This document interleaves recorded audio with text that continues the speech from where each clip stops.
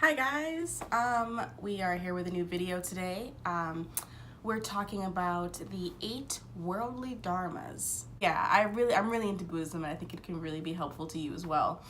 So the 8 worldly dharmas. So my birthday was actually last week. I just turned 25, so it made me really reflect on my life and things that, mistakes that I've made, you know.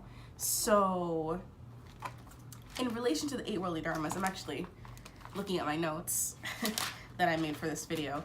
They are material possessions, a lack of material possessions, feeling praise, and opposite of that would be feeling criticism, having a good image versus having a bad reputation, receiving sensory pleasures, and receiving pleasures that are upsetting for you. So those are the 8 worldly concerns that they're desires that keep us in a cycle of unhappiness and suffering. So I want to talk about those 8 things and how they can affect you. So material possessions, that's a big one. When I was younger, I lived in Jamaica, like during my high school years, and high school is a time where you start to feel a little bit self-conscious about yourself, how you look, how you dress, everything. And in Jamaica, social class was a very big thing to feel like insecure about, because that's how people are kind of judged based on how much money they have. So when I was younger, I had to have the best phones, I had to have the best clothes, I had to have the best everything. And honestly, because my dad was so busy back then, I feel like in order just to kind of keep me happy, he would actually get those things for me. So I felt like I had a high class, if you would say. I felt like I was super cool and actually had a very good, well, whatever you're basing good on. But I thought that my high school years were pretty great because I kind of had everything that I wanted, and people thought of me as cool because of it, which is so fucked up. But now, so that's having it. So that's how much energy I put into getting all the things that I thought that I deemed were important. So that's Dharma number 1. Dharma number 2 now was when I went to college, and I realized that middle class, that rich in Jamaica, well, not even rich, honestly, upper middle class in Jamaica is lower middle class in America. So when I got here, I went to a private school where everybody was actually rich and they actually had stuff. And I cannot tell you how miserable I was because I compared myself to everybody else, and everyone else had Mac laptops. I didn't even know what that was. I didn't even know that a computer could cost $1,500. That's how asleep I was. I didn't know that you could buy a backpack for $100, North Face. I didn't know that a jacket could cost $200. I really had no idea. So I got there feeling all good and rich and you know, feeling all like, yeah, I'm black, but I still got stuff. No, bitch. You have nothing. So now you have to actually have self-worth based on what? You. You actually have to have self-worth based on who you are. Who am I? I have no idea. My self-confidence is based on the things that I have, and I don't have anything. So now I'm miserable. You see how that cycle goes? Wouldn't it be better off if we were all minimalists and we only had what we needed? Just saying. So that is number 1 and 2, material possessions, and how those fuck up your life. 3 and 4, feeling praise and receiving criticism. Okay, so for me, when I went to college, I was miserable because because I was poor in relation to everybody else, and 2, because I didn't know what I was doing there, and 3, because I was culturally a fish out of water completely. So let's focus on the fact that I didn't know what I was doing there. I only went to college so that people would praise me, so that people would say that I was so amazing, and that people in America and in Jamaica again would socially put me in a class where I could afford to go to a big fancy, college abroad. So they would think that I was so amazing, and they would give me all this praise. But that's all that filled me. That's the only reason why I was there, was for the praise. But it was completely surface. There was no depth for the reason that I was in college. So when I got there, it showed. I had no skills. I had no, I really didn't. I didn't study in high school. I was so focused on getting the newest BlackBerry. Show you how old I am. Yeah, I didn't do anything. So I had no skills to be in college in the first place. So when I got there, I failed miserably. And by the end of the year, I had a 1.7 GPA. And the school put me on academic probation and said that if I didn't get my grades up, they would kick me out of school. Now, if I was intelligent, I would have said, you know what? I'm going to leave because school is not for me and I have no idea what I'm doing here. But no, the shame of the fact that I would be kicked out of school and I had to tell people that I failed college, I would be so mortified to have to tell my friends and family back in Jamaica that I was a failure. So you know what I did? I pulled my fucking socks up and I got to it. I didn't know what I was getting to. I didn't know what I was doing in college, but you damn Skippy, I figured out a way to get A's. With no care about whatever the subject was. So I just picked a subject. I picked a few subjects and saw which ones I would fail and pass at. And then finally I landed at business administration as a major, and got all A's in that. I thought that I was the who's who. And one day I brought my report cards home to my dad. My dad is a Harvard Business School graduate. So I brought my business, undergraduate grades to him, thinking that he would think that I was amazing.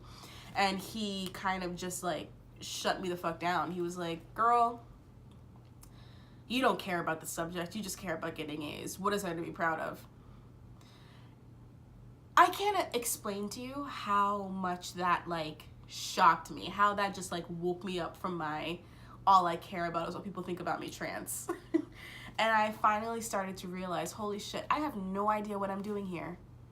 Oh my God, I was so afraid to receive criticism, and feeling praise was so important to me that I stayed in a very expensive, mind you, institution that I had no interest in whatsoever. I wasted so much energy, creative energy, that I could have been using somewhere else.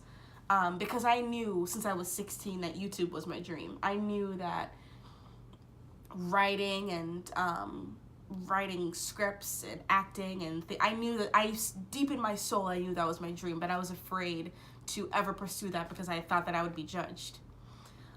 So I wasted all that time in school when I should have been doing something else. So that's number 3 and 4. 4, 5, and 6. Having a good image versus having a bad reputation. Okay, so this one's a little deep. Gonna expose some stuff. When I was a kid, I had a few things that I had to battle. A lot of kids have a lot of problems, you know what I mean? I had one of my friends in college, one of my roommates, both her parents were crack addicts, and she lived with her grandparents, who she loved dearly, and her grandpa died her sophomore year.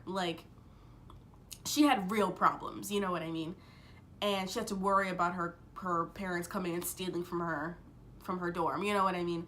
So I know that my issues are bad but relative, I understand that it doesn't seem like the biggest deal, but to me at the time it was the biggest deal in the world.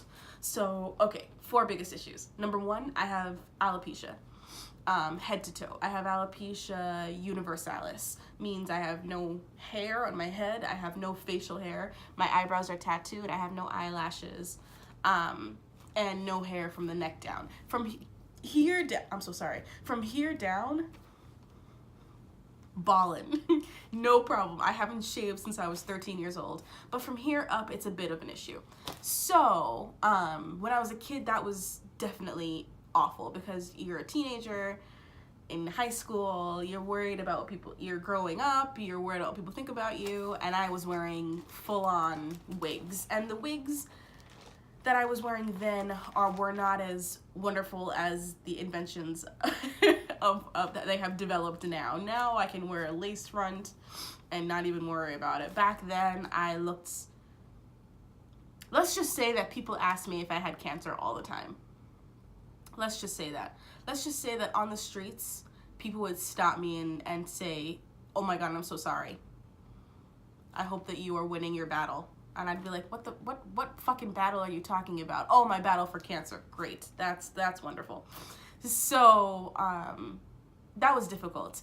And then, also, my mother left me when I was about 6 months old, and my dad raised me from then until now. And, people knew about that, and they would judge me for that too. And I was chubby. I was super chubby when I was a kid, so that was also a problem. And my dad was extremely busy. He was the head of a few companies when I was coming up. So he was busy a lot. So I was alone all the time and raised by different nannies and the sorts. So, you know, growing up was a little bit rough. I had I like to call them the childhood misfortunes. I had a couple of things that I definitely had to battle with. So in order to combat those external things that I couldn't control, I wanted to control the way, because I thought that I could control this, I wanted to control the way that people thought about me. So I always came off, and this is from like 7, 8 years old, I always came off as very strong and very like emotionally intelligent, and like you couldn't break my barriers, you know what I mean? I would never cry, I would never show weakness. But the truth is that I was actually very, very sensitive and very, very weak, and I just wouldn't show the pain in public. I would go and hide and show it in private. So my obsession with having a good image was actually my detriment, because I was so fragile, and I couldn't have anybody see me being fragile. So it was quite a conundrum. So that was terrible. Yeah, so instead of caring about what other people think so much, just be you. And own your issues, because at the end of the day, they make you who you are, number one, and they make you much stronger.